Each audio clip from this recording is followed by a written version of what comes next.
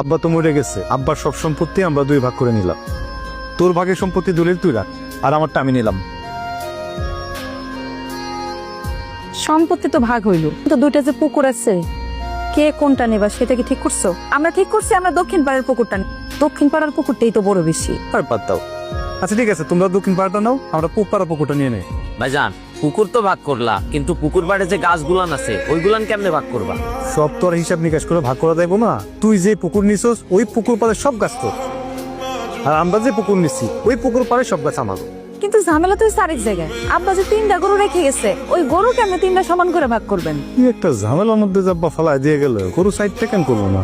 গরু তো 4টা দরকার ছিল। আচ্ছা 3টে যে গরু কেমনে কি ভাগ করি? এই সোজা কথাটা তোমার মাথায় ঢুকতেছে না? গরু যেহেতু 3টা, একটা নেব ওরা, একটা নেব আমরা, আরেকটা বিক্রি কইরা সমান ভাগে ভাগ কইরা অর্ধেক টাকা নিব হেরা, অর্ধেক টাকা নিব আমরা। বাহ ভাবি বাহ, তোমার এই ভাগ করাটা আমার খুব পছন্দ হয়েছে। তোমরা তো আব্বার জায়গা জমি ধন সম্পদ যা আছে সবকিছুই ভাগাভাগি করে নিছো। আমার বিষয়টা কি সিদ্ধান্ত নিলা? ওর ব্যাপারে আমরা আবার কি সিদ্ধান্ত নিব? আব্বা মরে গেছে, তোমরা আমার 2 ভাই, আমার এখন সব দায়িত্ব তোমরা 2জন নিবি। আমি কবে কার লগে খামো, কার লগে থাকবো, তোমরা যেহেতু সব সিদ্ধান্ত নিতেছো, তাহলে এই সিদ্ধান্তটা একটু নাও। না আমি বুঝলাম না এখানে ভাগাভাগির কি আছে। আমি ছোট মানুষ, আমার ইনকাম পাতি কম, তুই বড় বড় লাগে থাকবি, বড় বড় লাগেই খাবি। আর খায় কোনো কাম নেই না? তোমার আব্বা যখন অসুখ ছিল তো সব টাকা পয়সা তো তোমার বড় ভাই খরচা করছে। এখন আর আমরা 1 টাকা নষ্ট করবো না।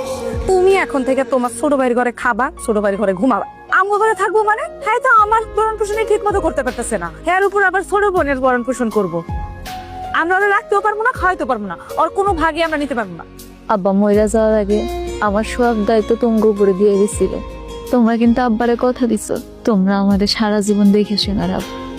অথচ আব্বা মরতে না মরতে তার সব কিছু তোমরা ভাগ করে নিলা। আমার ভাগটা তোমরা কেউ নিতে চাইতেছো না। আমি তোমাকে একমাত্র ছোট বোন, আমি এতই বোঝা হয়ে গেছি তোমাকে ভাইয়া। আব্বা না যখন পয়সা ছিল তখন তাকে আমি খাওয়াইছি, পড়াইছি, সবকিছু দেখাশোনা করছি। আর এই যে তোর বোন জামাটা, এই জামাটা তো আমি কিনে দিচ্ছি। আমি বহুত টাকা পয়সা এই সংসারের পিছনে খরচ করছি। আমি আর এই সংসারের পিছনে কোনো টাকা পয়সা খরচ করতে পারবো না। সেদিন শুনো, তোমার আমি যে কথা বলছি, তুমি তোমার ছোট ভাইয়ের ঘরে খাবা, ওর ঘরে ঘুমাবা, আমগুলা ডিস্টার্ব করতে এসো। চলো ঘরে চলো। ছোট বোন তো, ওরে কি কিছুদিন আমগুলোকে রাখবা, কিছুদিন খাওয়াইবা? টাকা কি তোমার কামড়ায়? হ্যাঁ, তুমি জানো ওই দিনে কয় প্লেট ভাত খায়? আর ওর জামা কাপড়, ওর পরন তিনজন কত খরচ হয়, তার কোনো হিসাব আছে তোমার? ও আজ দায়িত্ব আমি নিতে পারবো না। চলো ঘরে চলো। আচ্ছা কি রে শিরিন, আজকে স্যার ফর্ম ফিলাপের টাকার জন্য তোর কতগুলো কথা শোনাইছে। তুই তো আগে আমাদের আগেই ফর্ম ফিলাপের টাকা, পরীক্ষার ফি সব আগে দিয়ে দিবি। এবছর কোনো দাস নাই কেন? আগে তো আব্বা পয়সা ছিল, তাই ফর্ম ফিল আপের টাকা বেতন সবকিছু আগেই দিয়ে দিতে। এখন তার আব্বা নাই, তাই সময় মতো ফর্ম ফিল আপের টাকা বেতন কিছুই দিতে পারতেছে না। এটা কোনো কথা বলি? তোর আব্বা বাইচে নেই তো কি হয়েছে? তোর 2টা বড় ভাই আছে না, তারা তোর ফর্ম ফিলাপের টাকা দিবে। তোর আব্বাই কি টাকা পয়সা জায়গা সম্পত্তি কম রেখে গেছে? তুই তোর বড় ভাইদেরকে টাকার কথা বলস নাই? আমার পরীক্ষা এতে সেই কথা পেয়েছিলাম, ভাবছিলাম এরা বললেই বুঝবো। আমার যে ফর্ম ফিল আপের টাকা লাগতো সেই কথা বলিনি। আর দেরি করিস না, তুই আজকেই বাড়িতে গিয়ে ফর্ম ফিলাপের টাকার কথা বলবি তোর ভাইদেরকে। তুই অনেক ভালো ছাত্রী, টাকার জন্য যদি তুই পরীক্ষা না দিতে পারোস আমার অনেক খারাপ লাগবে, তোর জীবনটাই তো নষ্ট হয়ে যাবে। তুই আজকে বাড়িতে গিয়ে তোর বড় ভাইদেরকে ফর্ম ফিলাপের টাকার কথা বলবি।